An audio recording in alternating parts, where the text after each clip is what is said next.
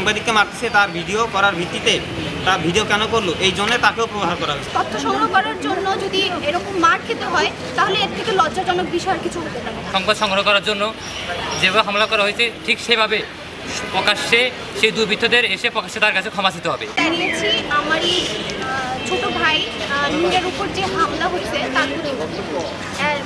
সাংবাদিকতা কোনো অপরাধ নয়, এটা হচ্ছে মুক্ত পেশা।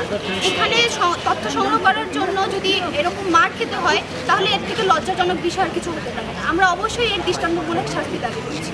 আমরা গতকালের ঘটনায় দেখতে পেয়েছি যে আমাদের একজন বড় ভাই সাংবাদিকতা করতে গিয়ে তার তথ্য সংগ্রহ করতে গিয়ে বাধার সম্মুখীন হয়েছে, যেটা সাংবাদিকতার বলার অর্থকারা বলেন। আমরা চাই যারা সংশ্লিষ্ট আছে এর সাথে তারা যেন শাস্তি পায় দৃষ্টান্তমূলক এবং প্রকাশ্যে ক্ষমা চায়। আমাদের সভাপতি নূর আলমকে সংবাদ সংগ্রহকালে প্রহার করা হয়, হ্যাঁ, নির্মমভাবে। কিন্তু আমরা এখানে ইকোনমিক্স ডিপার্টমেন্টের তাদের যে ছেলেমেয়েরা আছে তাদের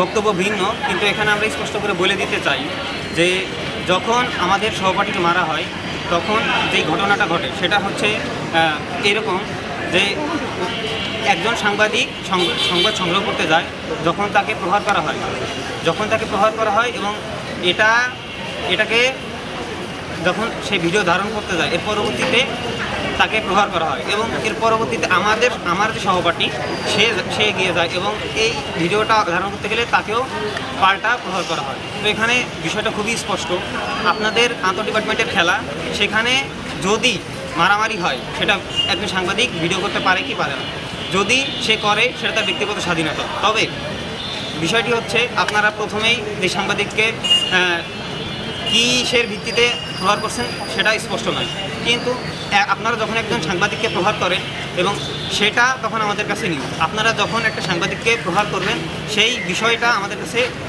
নির্দিষ্ট করে নিউজ। তো আপনাদের ডিপার্টমেন্টের ভিতরে মারামারি হচ্ছে সেটা আমাদের কাছে নিউজ কি নিউজ এটা আমরা জানতে চাই না, আমাদের বিষয় না। তবে কেউ যদি করে তাকে বাধা দেওয়া যাবে না এবং এর ভিত্তিতে আপনারা তাকে প্রহার করলেন এবং আবার অন্য আরেকজন যদি এসে সেই সাংবাদিককে মারার ভিডিওটাই যদি ভিডিও করতে যায় তো আপনারা তাকে পাল্টা আঘাত করতে পারেন না। তো আমাদের সহপাঠীকে দেখা হয়েছে যে ওর ভিডিও এক সাংবাদিককে মারতেছে তার ভিডিও করার ভিত্তিতে তার ভিডিও কেন করলো এই জন্য তাকেও প্রহার করা হয়েছে। তাকে প্রথমে বলা হয়েছে যে ভিডিও করিস না, ও মোবাইলটা নামিয়ে ফেলার পরেও 22-23 জুনিয়রগুলো এসে কী করে ওকে সরাসরি আঘাত করতে শুরু করে।